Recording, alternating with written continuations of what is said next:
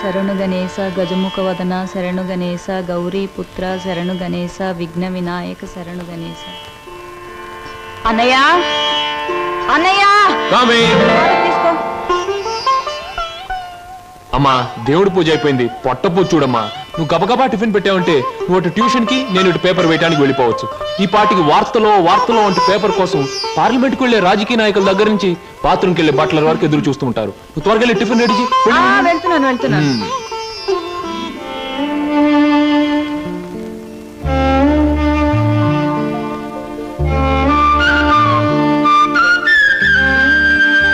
చెల్లాయి, మన కోసం సరోజు ఒంటరిగా ఆగిపోయింది.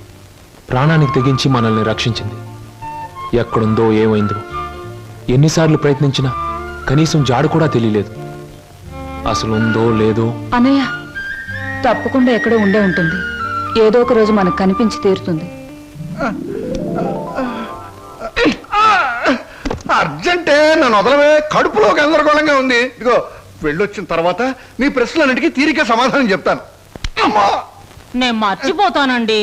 నాకు సమాధానం చెప్పిన తర్వాత మీరేమైనా చేసుకోండి.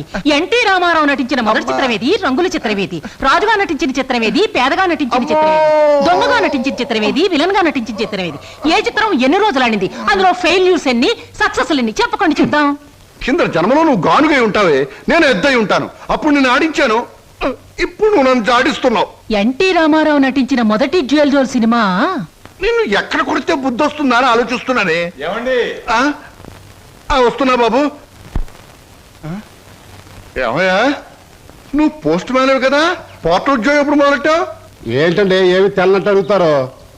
మీ ఆవిడ రాసి పంపించిన పాటలు తిరిగి వచ్చేసాయి. ఆహా, అయితే ఈ నెల కూడా పొయ్యిలోకి పుల్లలు కొనక్కర్లేదన్నమాట. మీ ఆవిడ గారి చేత పాటలు రాయటం మానిపించండి, లేకపోతే ఆవిడ గారి కోసం ఒక కొత్త వారపత్రిక పెట్టండి. లేకపోతే దేశంలో తెల్లకైతే కరువు వచ్చి పడిపోద్దని. మరి ఎవరండి వచ్చింది? అమ్మో, ఏమిటండి ఇవన్నీ నీ రచనలే. వీటి తాకిడికి ఈ ప్రపంచం అంతా తట్టుకోలేకపోతుంది. కొన్నాళ్ళకి ఊరంతా ఖాళీ చేసి పోయేటట్టున్నారు. ఊరు అంటే జ్ఞాపకం వచ్చింది. 1952లో సొంత ఊరు అనే సినిమా వచ్చింది కదా. ఎన్ని సెంటర్స్ లో 50 రోజులు ఆడింది. ఆ చిత్రంలో హీరో ఎవరు, హీరోయిన్ ఎవరు, డైరెక్టర్ ఎవరు? కింద జనంలో నువ్వు పిడకై ఉంటావే, నేను పోయే ఉంటాను. అప్పుడు నిన్ను కాల్చాను, ఇప్పుడు నన్ను కాల్చు తింటున్నావు. ఏంటండి? ఇటు కాదు, ఇటు పోతాను. పిన్ని, మళ్ళీ ఏమిటో. ఏమిటి పిన్ని, ఏమిటి గొడవ? లేదురా, ఈ మధ్య ఎవరికి సినిమా పరిజ్ఞానమే ఉండటం లేదు. అదే నాకు చాలా బాధగా ఉంది. ఇదిగో లోపలికి వెళ్ళటానికి వీల్లేదు. ఇక్కడే పడి ఉంటానే. నాగయ్య గారు హీరోగా ఉన్నప్పుడు మా అమ్మ, రామారావు గారు హీరోగా ఉన్నప్పుడు మా అమ్మ ఎన్నో తెలుగు చలనచిత్ర పాఠ్యగ్రంథాలు రాశారు. నేను ఇప్పుడు ఒకటి అలాంటిదే రాద్దాం అనుకుంటున్నాను. ఎవరు పట్టించుకోవటం లేదురా. పిన్ని, నువ్వు ఎవరిని ఏం అడగకూడదు.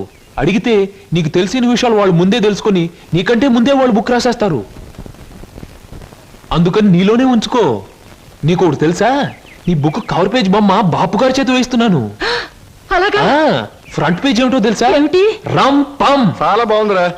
బ్యాక్ పేజ్ మీద సుత్తి కూడా వేయించు, రాంగ్ ముదిరిపోతుంది. మీరు ఊరుకోండి. నా బాబే, నువ్వు ఒక్కడవేరా నన్ను అర్థం చేసుకున్న వాడివి. ఇంకెప్పుడు ఎవరిని ఏమి అడగను, మిమ్మల్ని తప్ప. ఒరే, అంతా బాగానే మేనేజ్ చేసేవరా, కానీ నన్ను మాత్రం బతికించలేకపోయావు.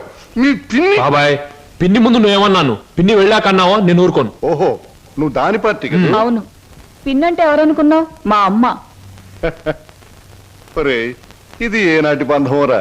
15 సంవత్సరాల క్రితం మీరెవరు, మేమెవరు అనుకోకుండా నాకు దొరికారు. ఈ 15 సంవత్సరాల్లో మేము మీకే ఆప్యాతలు కురిపించామో తెలియదు, కానీ మీరు మా కన్నబిడ్డల కంటే ఎక్కువైపోయారా. అది మా అదృష్టం బాబాయ్. నువ్వు లేకపోతే మేమేమైపోదాం.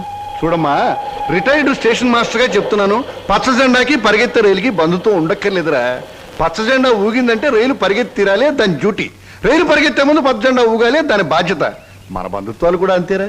అయ్యో, టైం అయింది బాబాయ్. నువ్వు ముందు సరిగ్గా నిలబడు. ఇప్పుడు బయలు. ఓకే, నువ్వు రామ్మా. వెళ్ళొస్తాం.